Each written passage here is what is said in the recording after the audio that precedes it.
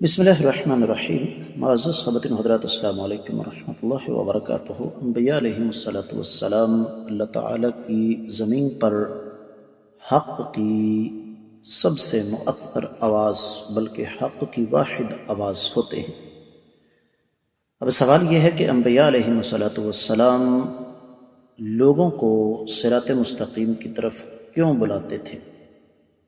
یہی ہمارا آج کا قرآن مجید کے سبق کا موضوع ہے۔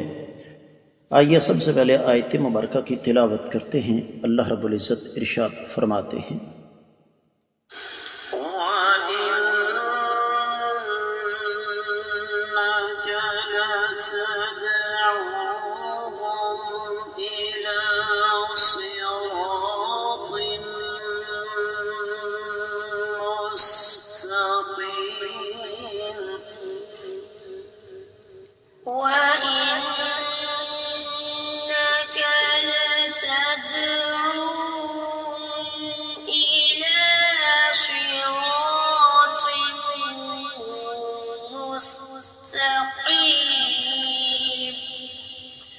معزز خواتین حضرات، اللہ مالک العلام رب الجلال والاکرام کی پاکیزہ کتاب قرآن مجید پارہ ہے 18واں، سورہ مبارکہ کا نام ہے المؤمنون، اور اس عظیم سورہ مبارکہ کی آیت مبارکہ ہے 73۔ اللہ مالک العلام رب الجلال والاکرام ارشاد فرماتے ہیں، وَإِنَّكَ، اور بلا شبہ آپ، لَتَدْعُوهُمْ، ان کو بلاتے ہیں، إِلَى صِرَاطٍ، ایسے راستے کی طرف، مستقیم، جو کہ سیدھا ہے۔ بامحاورہ ترجمہ سماعت فرمائیے گا۔ اور یقینی طور پر آپ ان لوگوں کو سیدھے راستے کی طرف بلا رہے ہیں۔ امام ابن کثیر رحمۃ اللہ علیہ اس حوالے سے سب سے پہلے ایک روایت لے کر آئے جو سند کے اعتبار سے ضعیف ہے، اور روایت کچھ یوں ہے کہ نبی علیہ السلام سوئے ہوئے تھے، دو فرشتے آپ کے پاس تشریف لائے، ایک پاؤں کی طرف اور ایک سر کی طرف آ کر بیٹھ گئے، اور ایک دوسرے سے کہنے لگے کہ اس ہستی مقدسہ اور دوسروں کی امت کی مثالیں اس طرح ہیں کہ جیسے ایک قافلہ ہے جو ایک بیابان چٹیل میدان میں ہے، ان کے پاس نہ تو زاد راہ، نہ دھانا، نہ پانی، نہ آگے بڑھنے کی قوت، نہ پیچھے ہٹنے کی طاقت۔ حیران تھے کہ کیا ہوگا۔ اتنے میں انہوں نے دیکھا کہ ایک بلا شریف آدمی خوبصورت لباس پہنے ہوئے آ رہا ہے۔ اس نے آتے ہی ان کی گھبراہٹ اور پریشانی دیکھ کر ان سے کہا کہ اگر تم میری بات مانو اور میرے پیچھے چلو تو میں تمہیں پھلوں سے لدے ہوئے باغوں اور پانی سے بھرے ہوئے حوضوں پر پہنچا دوں۔ سب نے اس کی بات مان لی، اور وہ آدمی واقعی انہیں ایسی جگہ پر لے گیا۔ لوگوں نے بلا روک ٹوک کھایا پیا، اور وہاں پر سہولیات کی وجہ سے ان کی صحت بھی ٹھیک ٹھاک ہو گئی۔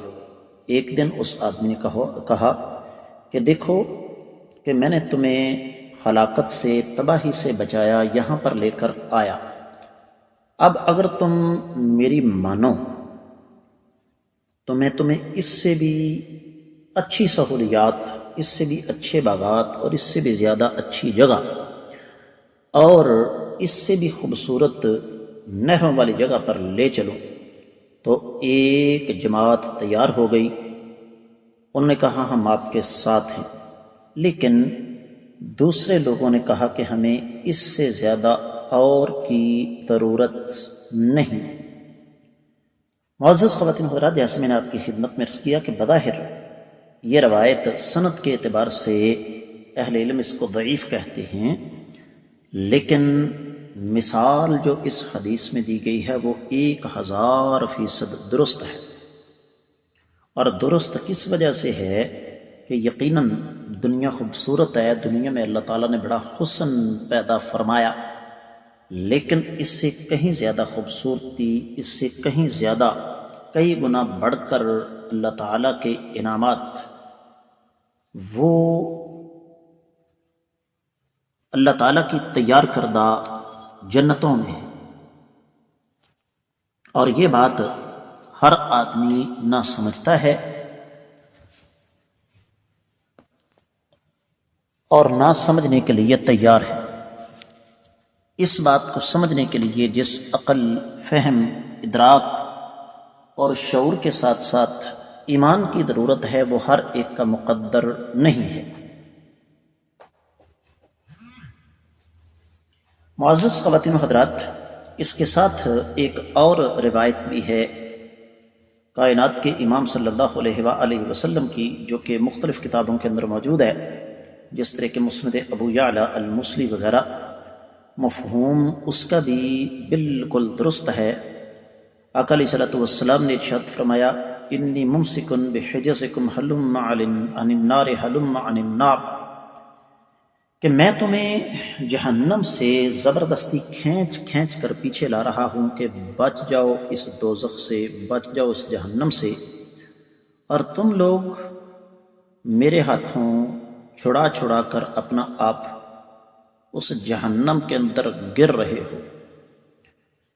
اللہ اکبر! یہ چھوٹی سی بات نہیں ہے معزز خواتین و حضرات۔ اور پھر آپ علیہ الصلوۃ والسلام نے ارشاد فرمایا کہ تم پر نالوں برساتی کیڑوں کی طرح تم میرے ہاتھوں سے چھوٹ چھوٹ کر آگ میں گر رہے ہو، کیا تم یہ چاہتے ہو کہ میں تمہیں چھوڑ دوں؟ فرمایا ہرگز نہیں، میں تو حوض کوثر پر بھی تمہارا پیشوا اور میرے سامان ہوں، وہاں تم اکا دکا اور گروہ گروہ بن کر میرے پاس آؤ گے، میں تمہیں تمہاری نشانیوں، علامتوں اور ناموں سے پہچان لوں گا، جیسے ایک نووارد انجان آدمی اپنے اونٹوں کو دوسروں کے اونٹوں سے پہچان کر لیتا ہے۔ میرے دیکھتے ہوئے تم میں سے بعض کو بائیں طرف عذاب والے فرشتے پکڑ کر لے جانا چاہیں گے، تو میں یہ اللہ تعالیٰ کی بارگاہ میں عرض کروں گا کہ یہ میری قوم کے، میری امت کے لوگ ہیں۔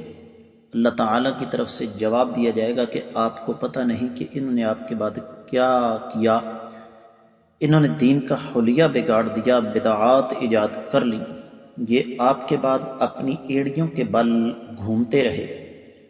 اور فرمایا میں انہیں بھی پہچان لوں گا جو قیامت کے دن اپنی گردن پر بکری لیے ہوئے آئے گا، جو بکری چیخ رہی ہوگی، وہ میرا نام لے کر آوازیں دے رہا ہوگا کہ آقا علیہ الصلوۃ والسلام مجھے بچائیے، لیکن میں اس سے صاف کہہ دوں گا کہ میں اللہ کے سامنے تمہارے لیے کچھ نہیں کر سکتا، میں نے تو تم تک اللہ کی باتیں پہنچا دی تھی۔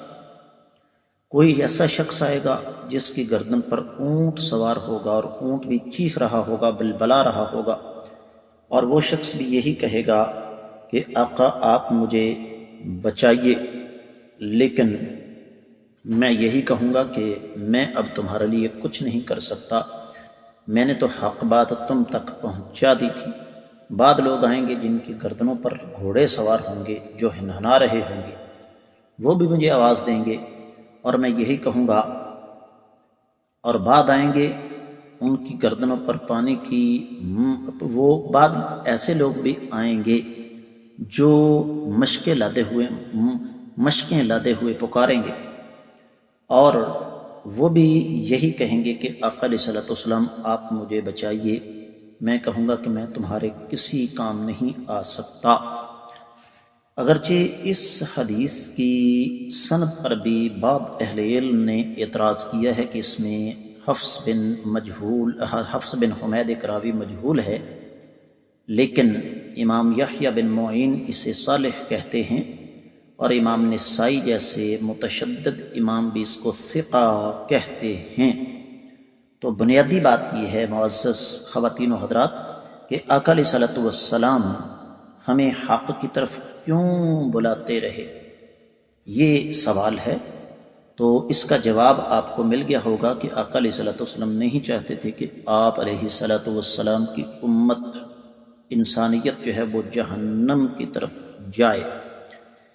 اس آیت مبارکہ کے ساتھ ہمارا مزید سفر جاری ہے۔ آنے والے سبق میں ہم انشاءاللہ اس کا دیگر کتب تفسیر کی روشنی میں جائزہ لیں گے۔ سبق کو امانت سمجھ کر زیادہ سے زیادہ آگے نشر فرمائیے گا، اور آج کے سبق سے مجھے دیں اجازت۔ السلام علیکم ورحمۃ اللہ وبرکاتہ۔